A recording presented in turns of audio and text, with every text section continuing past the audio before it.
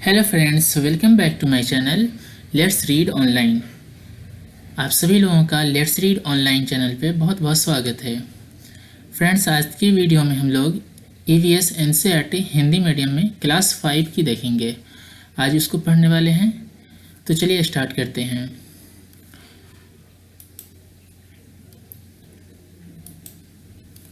यहाँ कहा है कि कैसे पहचाना चींटी ने दोस्त को। क्या कहा है? कैसे पहचाना चींटी ने दोस्त को।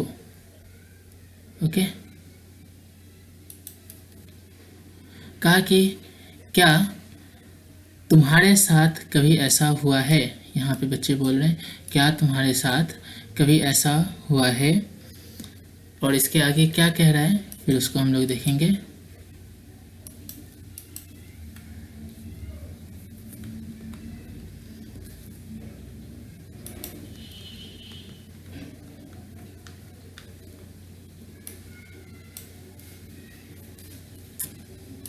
फिर यहाँ कहा कि तुम स्कूल के मैदान में बैठे खाना खा रहे हो और चील आकर फुर्ती से तुम्हारी रोटी ले गई। क्या कभी ऐसा हुआ है? तुम एक सोए हुए कुत्ते के पास से गुजरे और झट से उसके कान खड़े हो गए।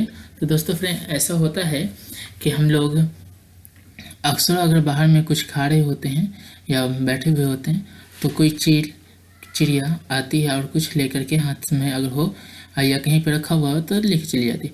और ख़ास तौर पे आपने ये देखा होगा कि कहीं से आप गुजर रहे हैं और कहीं पे अगर कुत्ता सोया हुआ है और आप उस साइड से जब गुजर रहे होते हैं, उसके करीब से अगर गुजरेंगे आप, तो सडनली आपको देखने को मिलेगा कि वो एक्टिव हो जाता है, यानी उसके कान खड़े हो जाते हैं ना।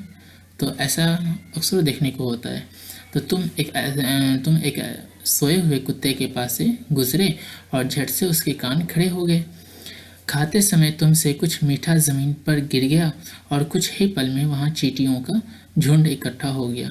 जी हाँ फ्रेंड्स, ये भी होता है कि आप कभी कुछ खा रहे हो और कुछ मीठी चीज़ें खा रहे हो आप, और वो अगर गिर गई है तो कुछ ही देर में वहाँ पे चींटी आ जाती है, जिसके कारण आपको पेरेंट्स भी कहते हैं होंगे कि कुछ जो मीठी चीज़ें खा रहे हो उसको नीचे मत गिरो, चींटी लग जाएगी, है ना।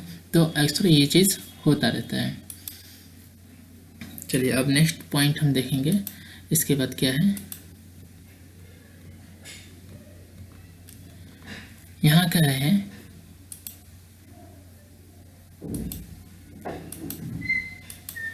क्यों होता है ऐसा, सोचकर बताओ। क्यों होता है? अब इसको बच्चों को सोचने के लिए बोला गया कि उसकी थिंकिंग पावर बढ़ेगा। क्यों होता है ऐसा? क्योंकि ये सब जो चींटी मीठी चीज़ों पे आ जाती है कुछ ही पल में, और ये इसके स्मेलिंग पे डिपेंड करता है। इसका स्मेलिंग इतना फास्ट है कि कोई भी चीज़ मीठी चीज़ कहीं पर गिरती है तो वो उसके स्मेल से ही वो वहाँ पहुँच जाती है। जानवरों में भी देखने, सुनने, सूंघने और महसूस करने की शक्ति होती है। कोई जानवर मीलों दूर से शिकार को देख सकता है, कोई हल्की से हल्की आहट को भी सुन लेता है। कोई जानवर अपने साथी को सूंघ कर ढूंढ लेता है ना। जानवरों की भी अजब अजब दुनिया बिल्कुल है। बहुत सारे जानवर आगे हमको पढ़ने को मिलेगा कि ऐसे बहुत सारे जानवर क्या करते हैं।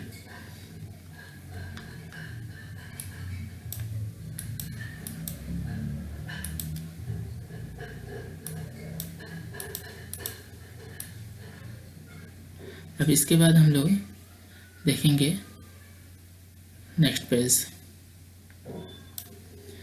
यहाँ का है कैसे पहचाना साथी को। एक चींटी अपने रास्ते चली जा रही थी। अचानक अपने सामने दूसरी टोली की चींटियों को देखकर वो झट से अपनी बिल की तरफ वापस दौड़ी आई। बिल के बाहर पहरा दे रही चींटी ने उसे पहचान लिया और बिल में घुसने दिया। बताओ, इस चींटी को कैसे पता चला कि सामने वाली चींटियां दूसरी टोली की हैं? पहरेदार चींटी ने इस चींटी को कैसे पहचाना, है ना। अब इसके बाद कहा है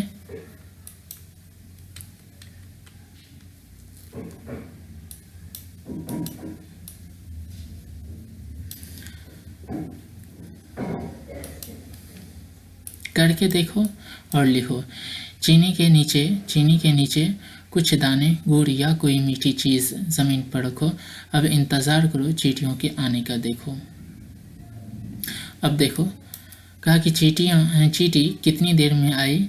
क्या सबसे पहले एक चींटी आई या सारा झुंड इकट्ठा आया? चींटियाँ खाने की चीज़ का क्या करती हैं? वे उस जगह से कहाँ जाती हैं? तो बिल्कुल ये सारी चीज़ें एक बच्चे को करके देखना है एक्टिविटी, और उसके बाद जो होगा वो चीज़ें जैसे जितने देर में आएगी, जब वहाँ जितने के झुंड, कितना सारा झुंड वहाँ पहुँचेगी, ये सारी चीज़ को यहाँ मेंशन करने की ज़रूरत है। ओके, तो इसके बाद हम लोग देखेंगे नेक्स्ट पेज में।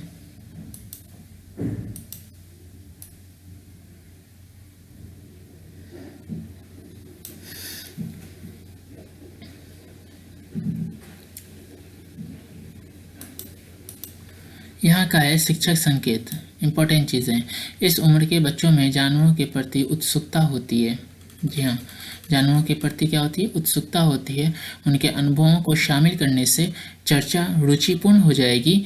कई ऐसे अवलोकन होते हैं जिनके लिए बच्चों को धीरज और बारीकी से देखने का अभ्यास कराना होगा। तो ये चीज़ें आपको पढ़ना है, चूँकि यहाँ से पेडागोजी बनती है ना।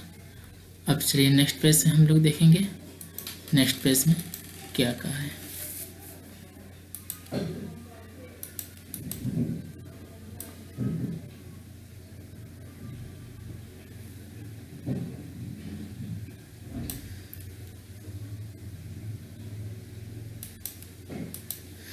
यहाँ कहा अब ध्यान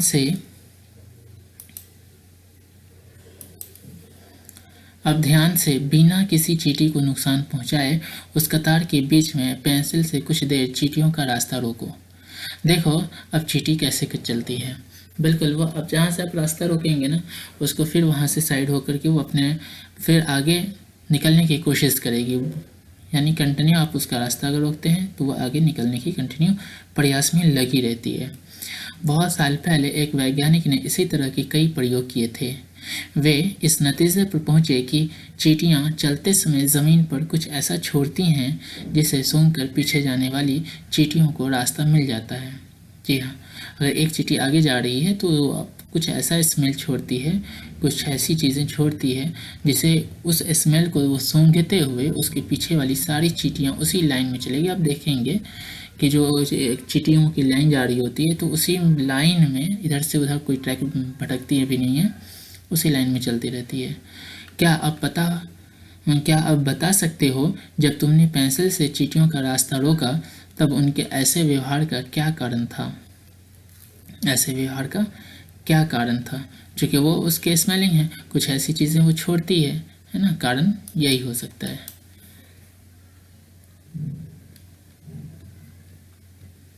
इसके बाद कहा है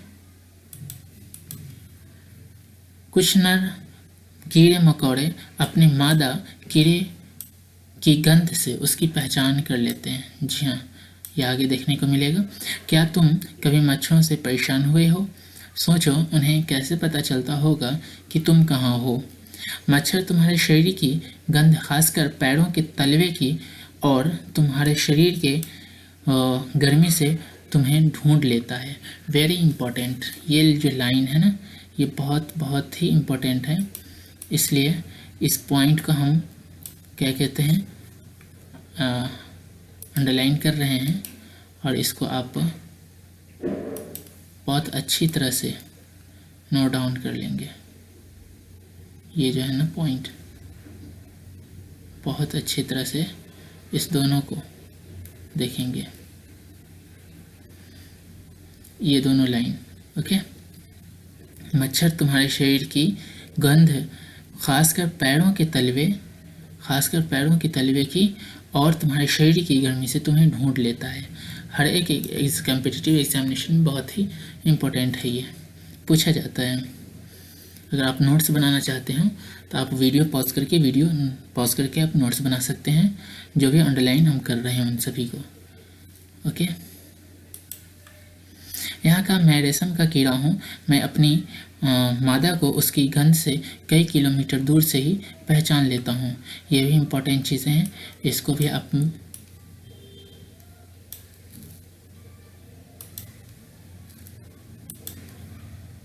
इसको भी आप कहते हैं कि हाँ, एकदम नोट डाउन कर लेंगे। बिल्कुल, बहुत ही इम्पोर्टेंट चीज़ें हैं ये।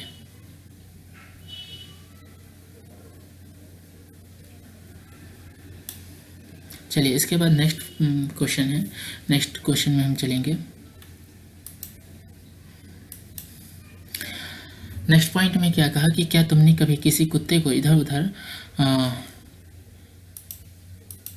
कहा कि इधर उधर कुछ सूंघते हुए देखा है? सोचो कि कुत्ता क्या सूंघता होगा। बिल्कुल, सूंघते हुए देखा है, लेकिन वो क्या सूंघता होगा वो उसको आगे देखिए। सड़कों पर कुत्तों की भी अपनी जगह बटी होती है। एक कुत्ता दूसरे कुत्ते के मलमूत्र की गंध से जान लेता है कि उसके इलाके में बाहर का कुत्ता आया था। ये बहुत इम्पोर्टेंट है, इस पॉइंट को आप याद नोट डाउन करके रखेंगे। यहाँ से यहाँ तक ये पूरा का पूरा इम्पोर्टेंट है।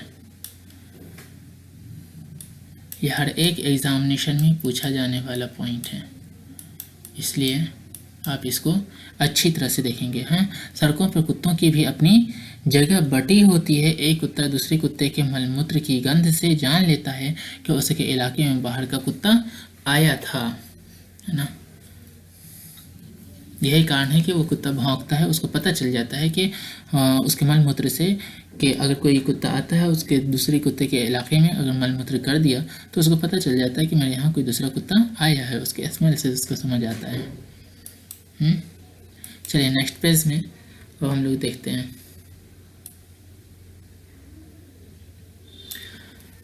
यहाँ पे तो लिखने के लिए कहा है, कुछ इंपॉर्टेंट पॉइंट्स की ओर अब चलते हैं।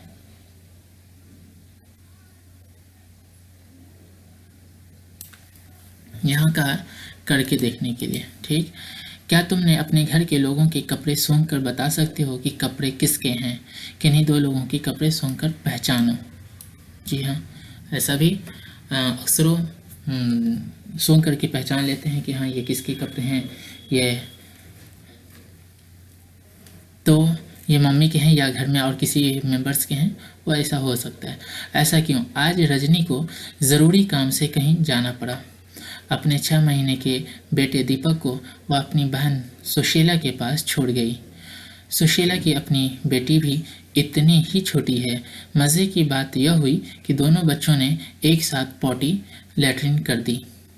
अपनी बेटी की पॉटी धोने के बाद जब वो दीपक की पॉटी साफ करने लगी तो फटाफट अपने मुंह नाक को दुपट्टे से ढक लिया। बिल्कुल ऐसा होता है, ये इंसानी कल्चर है जो कि नहीं होनी चाहिए। लेकिन अपने बच्चों का साफ करने में कोई प्रॉब्लम नहीं होती, लेकिन